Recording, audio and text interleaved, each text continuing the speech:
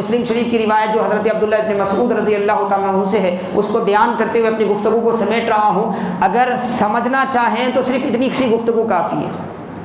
سمجھنا چاہیں تو صرف اتنی سی گفتگو کافی ہے. اگر کوئی اپنے آپ کو سنوارنا نہیں چاہتا تو پھر اس کے لیے گھنٹوں کی باتیں بھی بیکار ہیں. بالکل آخری روایت حضرت عبداللہ ابن مسعود رضی اللہ تعالیٰ عنہ فرماتے ہیں اللہ کے رسول صلی اللہ علیہ وسلم نے بیان فرمائی آخری شخص جو جہنم سے نکل کر جنت میں داخل ہوگا, آخری وہ بندہ, بس اس کے بعد کوئی جہنم سے نہیں نکلے گا. جہنم والے جہنم میں رہیں گے, جنت والے جنت میں رہیں گے. آخری بندہ جس کو جہنم سے نکل کر جنت میں جانے کا موقع ملے گا وہ کیسا ہوگا؟ تو حدیث پاک میں آتا ہے اللہ کے کرم سے اس کو جہنم سے نکالا جائے گا تو اب وہ رینگتے ہوئے, لڑکتے ہوئے, لڑکھڑاتے ہوئے, گرتے پڑتے کیا ہے جنت کی طرف چلا جائے گا. اور جائے گا کیسے؟ جہنم کی آگ اسے اپنے لپیٹ میں لے رہی ہوگی, وہ بڑی مشکل سے بچ کر نکلنے کی کوشش کرے گا. اسی کوشش میں وہ جہنم کی آگ سے باہر نکل جائے گا, جہنم کی آگ سے باہر نکل جائے گا. اس کے بعد جہنم کی آگ کی طرف دیکھ کر کہے گا اللہ تبارک و تعالیٰ کا لاکھ لاکھ شکر ہے کہ اللہ تعالیٰ نے مجھے ایسی نعمت عطا فرمائی جو اولین و آخرین میں کسی کو نہیں دی, کیونکہ اس کے لیے تو وہی سب سے بڑی چیز تھی, کیونکہ جہنم کے عذاب سے نکلنا کوئی معمولی بات نہیں تھا. وہ کہے گا. اس کے بعد اس کی نظر ایک خوبصورت درخت کی طرف پڑے گی تو وہ رب کی بارگاہ میں عرض کرے گا کہ اے پروردگار مجھے اس درخت کے سائے تک پہنچا دے, میں پھر کچھ نہیں مانگوں گا تجھ سے, اس درخت تک پہنچا دے تاکہ میں اس کے سائے میں رہ کر اس کا پانی پی کر کیا ہے کچھ آرام کروں. اللہ تعالیٰ فرمائے گا اے بندے, اس کی دعا کو قبول کیا جائے گا اور اللہ تعالیٰ اسے اس درخت تک پہنچا دے گا. اب وہاں جا کے پانی پیتے ہی اس کو ایک دوسرا درخت نظر آئے گا, اس سے بھی خوبصورت ہوگا.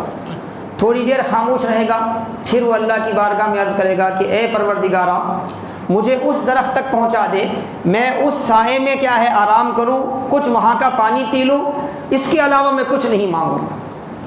تو اللہ تعالیٰ فرمائے گا تو نے اس سے پہلے بھی مجھ سے وعدہ کیا تھا کچھ نہیں مانگنے کا. بولے مولا بس ایک مرتبہ, بس یہ آخری, اس کے علاوہ کچھ نہیں. تو اللہ کرم فرمائے گا اس بندے کو وہاں سے اٹھا کر کیا ہے دوسرے درخت تک بھی پہنچا دیا جائے گا. وہاں پہنچے گا تو پھر تیسرا درخت نظر آئے گا اور تیسرا درخت اس سے بھی خوبصورت ہوگا. تھوڑی دیر خاموش رہے گا, انسان صبر نہیں کر سکتا, پھر وہ عرض کرے گا کہ مولا اس درخت تک پہنچا دے, اس کے بعد میری کوئی اور سوال نہیں ہوگا, کوئی اور مطالبہ نہیں ہوگا. تو اللہ فرمائے گا ابھی تو نے کہا تھا کہ اس کے بعد کوئی اور مطالبہ نہیں کرے گا. بولے مولا بس صبر نہیں کر رہا ہے. تو اللہ اس کے شوق کو دیکھ کر کیا ہے اس کو اس درخت تک بھی پہنچائے گا. وہ درخت جنت کے بالکل قریب ہوگا. وہاں پہنچنے کے بعد وہ جنتیوں کی آوازیں سن رہا ہوگا, جنت کی خوبصورتیوں کو وہ محسوس کر رہا ہوگا. تو کچھ دیر خاموش رہے گا, پھر اللہ کی بارگاہ میں عرض کرے گا مولا کچھ نہیں, تھوڑا سا جنت میں داخل کر دے, تھوڑا سا جنت میں داخل کر دے.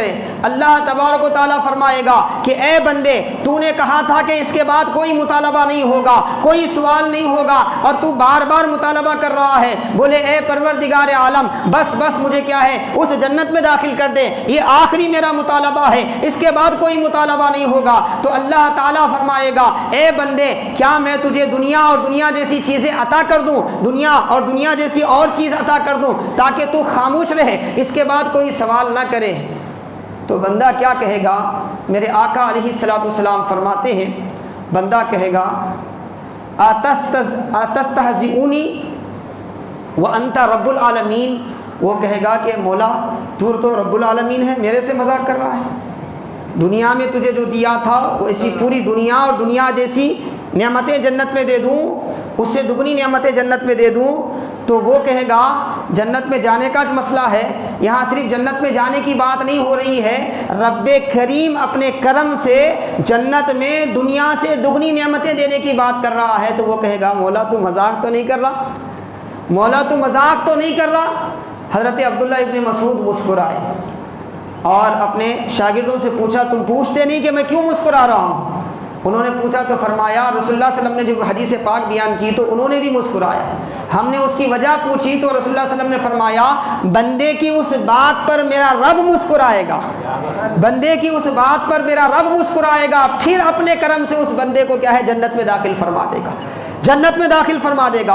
ایسی محبت اپنے بندوں سے کرنے والا، ایسی عنایت اپنے بندوں پر کرنے والا، ایسی نوازش اپنے بندوں پر کرنے والا وہ رب کریم ہم سب مل کر بھی اس کی عبادت کریں پھر بھی اس کی شان میں کچھ فرق نہیں آتا، ہم سب مل کر بھی اس کی نافرمانی کریں پھر بھی اس کی کمال میں کچھ فرق نہیں آتا، پھر بھی وہ رب کریم ہمارے بارے میں کہتا ہے، ہمارے بارے میں کرتا ہے، ہمیں نوازنے کے لیے بار بار کچھ نہ کچھ کیا ہے ذریعے بناتا ہے. اس کی رحمت ہماری طرف کسی نہ کسی بہانے سے مائل ہوتی ہے. حاضرین محترم عزیزان گرامی، رمضان کی قدر کرو. کیا معلوم آنے والا رمضان ملے یا نہ ملے، کیا معلوم رمضان کے بعد زندگی سلامت رہے نہ رہے. کیا جوانوں کو تم نے مرتا ہوا نہیں دیکھا، کیا بوڑھوں کو تم نے مرتا ہوا نہیں دیکھا، کیا شادی کے نوے دلہوں کو تم نے مرتا ہوا نہیں دیکھا، کیا پیدا ہونے والے بچوں کو آواز کر کے پھر اس دنیا سے جاتے ہوئے نہیں دیکھا. بہت کا کوئی بھروسہ نہیں ہے، بہت کسی عمر کے لیے خاص نہیں ہے، بہت کسی بھی وقت آ سکتی ہے. اسی لیے رمضان کی قدر کرو. 4 دن کا رمضان مت گزارو، اس رمضان کو اپنی زندگی کا